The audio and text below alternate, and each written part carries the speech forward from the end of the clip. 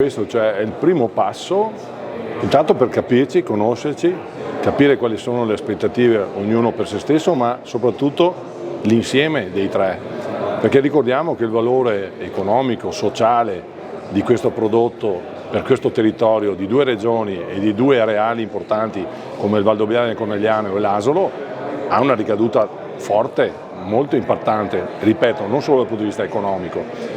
Il fatto che tre denominazioni di questo tipo possano cominciare un dialogo importante assieme è comunque un dato positivo.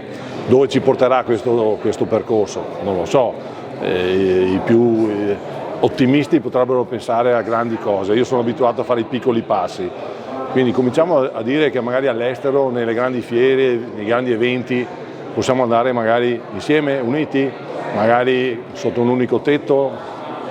Lancio qualche idea, ma ce ne sono tante altre evidentemente.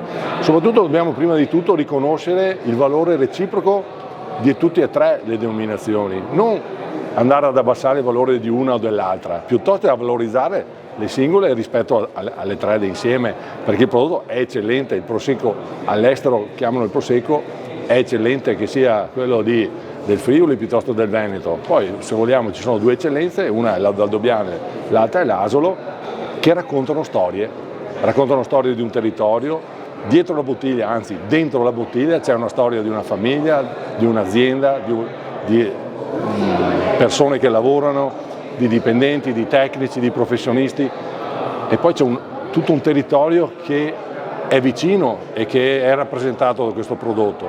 Pensiamo all'arte, pensiamo alla natura, pensiamo alla storia, agli eventi bellici, possiamo raccontare quello che desideriamo. L'importante è credere che questo sia il nostro ambasciatore e che possa effettivamente continuare questo successo.